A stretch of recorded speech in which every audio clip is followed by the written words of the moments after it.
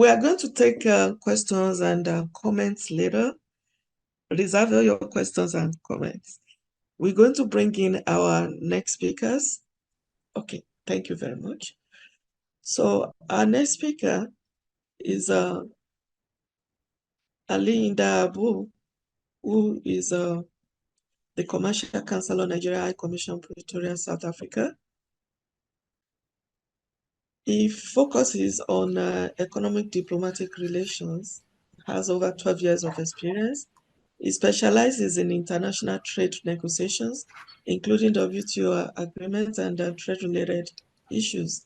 He provides policy analysis and briefings for top-level management within the Federal Ministry of Industry, Trade and Investment, demonstrating expertise in multilateral trading system obligations and negotiations, particularly in the Doha Development Agenda.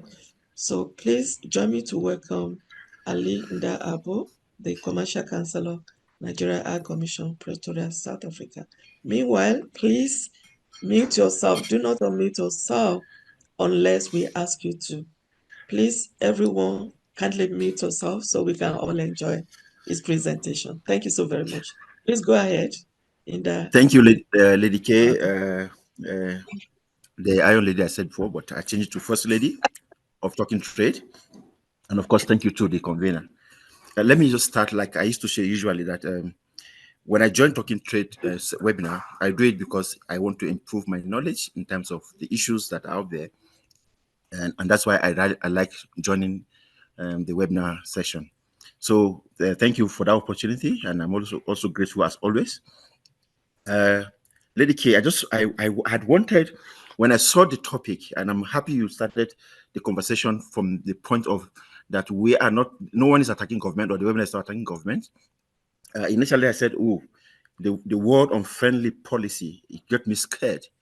And I got scared because for me, I think there are no policies that are unfriendly to government. I mean, by government. When policies are issued, they shouldn't be. We don't see it. We as government, we don't see it unfriendly. But again, they usually say that when two elephants fight, not fight now, even when they make love, the grass will still suffer. So on that note, export restriction has been on or export prohibition, like I would put it, has been on the front burner in many countries of the world. For example, I'll give you an example. I think the latest one, or not latest, but in last year, August, I think it was China. No, Russia actually. Russia introduced a outright ban on export of wheat and other grains from their country. And the reason why, I mean, that created a lot of anxiety within the international community. And again, recently, I think China also introduced the export ban on what they call the rare earth metals also, and that prompted countries like the EU, the US, Mexico to file a dispute with the WTO to say what China has introduced is outside its obligation as a nation under the WTO terms or covered agreement. And again, like I said, many government officials or many government developing, sometimes institute to this restriction or export restriction in form of export taxes, quantitative restrictions, quota, licensing, and of course, outright ban. But like I said from the beginning, that when two elephants, whether they make love or whatever it is, they're definitely the grass will suffer. And that's what I mean by saying when there's an export prohibition or export restriction, obviously in whatever form, there's going to be market distortion, and of course it will affect the distribution of welfare gains around. And again, going forward to countries that have banned and have instituted export ban, for example, within our continent, I know I'm aware that what do you call them? Is it Cameroon, Chad, Gabon, Ghana, Guinea, Mauritania, and which one is Sierra Leone and Zambia? Of course, Nigeria is inclusive. Are those countries that brought about export prohibition or export ban or whatever? For the reason could be government has its reason. For example, the reason could be economical. It could be environmental, or it could be even a social reason. And I'll give you an example before I move forward to my next discussion. This is sometime in 2015. Nigeria did a ban when they introduced that not all that 41 categories of goods and services, 40 was for goods, 1 for services, were banned from foreign market. And it took us a lot of battle at the WTO then to say, why do we have to ban? I mean, why not do institute or introduce tariff or whatever, quota restriction, things like that. And again, under the cover agreement of the WTO, there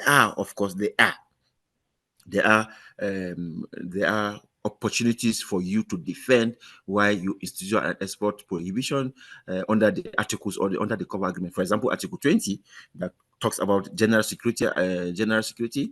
Article 20. I'm speaking from my head, so I'm not putting the article in my head.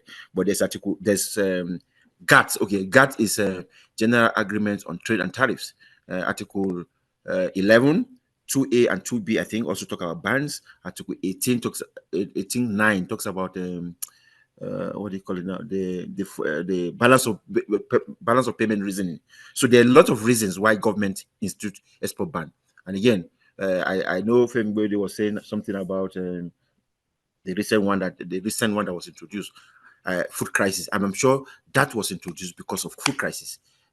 You find out that everyone is suffering, and the only way government could quickly checkmate this kind of thing is how do we quickly stop food crisis in Nigeria. And I'm sure that's why they introduced that ban, so to say. So, but I think for me, I think it's this: how do businesses navigate these policies? And again, I'll come to that. But I think the focus of this seminar is to look at what are the implications of this export restriction or export prohibition to Nigeria. And that's why my point of argument or my point of discussion will be on. And I think the first one is Nigeria has been yearning for what do you call it? We need to have foreign exchange earnings. And now when you institute an export ban or export policies, definitely that will affect our earnings from through export. The earnings that we make through exports, and this can also lead to a decline in our the current country's foreign reserves and things like that. Again, when there's institution of export-oriented policies like this, we know that the export policy generally help us to enhance our economic activities, our economic drive towards growth, because it brings us about employment generation, revenue, and of course innovative, fostering innovations or innovative ideas. But when this policy comes in place, it discourages these kind of things, and so there can be growth. Talk of impact, for example, there's also an impact on employment, because export-oriented companies or industries have this employment. It gives a lot of employment status that we have, but when you institute sort of bans, definitely you will have an impact on employment. Come to talk of issue of losing our competitiveness. These policies again can erode the competitiveness of our products and services in the global market, and that can also lead to when this happen, cost of production will become so high, and it will be very difficult for a manufacturer or a industry to bring in the required input from outside with the exchange rate. There's one thing Mr. Boyd usually say. I remember a long time ago, he went to a conference and he said something about let's pray. And when they say let's pray, he said let's close our eyes and say to the meetings to say that may the oil wells of Nigeria dry up. And I think the reason for that prayer for him was how do we encourage the non-oil export for Nigeria economic growth? So now, if you introduce this kind of policies or export prohibitions, definitely our dependency on oil-based economy is also at risk, and which means our issue of diversity, this thing we talk about diversify our economy, will be undermined. And I think that is something that we really need to also look at when we talk about export institution and export ban. And maybe I also add that again, like I said, when I talked about the decline in foreign exchange, there's also a decline in foreign direct investment because they become skeptical about the kind of investment environment they are going to operate in. maybe by way of because I don't know what time I have, but by way of saying conclusion, or by way of adding more implications for Nigeria, automatically when you institute an export prohibition ban or whatever, this automatically impairs our our long-time developer aspiration. I remember when they were developing the Vision 2020 agenda, export promotion was one of those agendas, one of those things that were put on table in the drive. And I think I see Madam Uju, she was an active player when they were doing when Nigeria, when we were formulating the trade policy for Nigeria. And I think I can't remember who that time insisted on how do we ensure that we have an export-driven economy in our export in our policy. So, Lady K, by way of conclusion, let me just say that yes, where they said that executive orders be executive order be is it enacted or issued on export promotion. And I think what we also need basically to address all these implications that I've just mentioned or outlined is a comprehensive strategy that will focus on export promotion oriented, export promotion led growth, enhance our competitiveness, improve the business environment from the 133, 131 that is being now, and then also to foster our economic diversification agenda as enshrined in our desire to move Nigeria forward.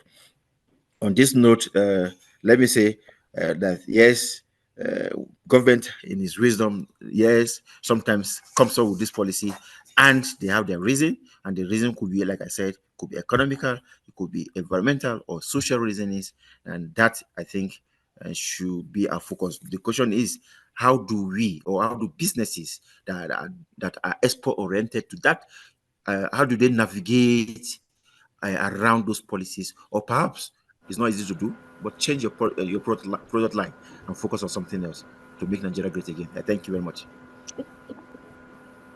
Thank you, thank you, thank you so very much. We really appreciate hearing from you directly. All these times I've been joining, you have been commenting, but today we have been able to feed from your fountain of knowledge. Thank you so very much.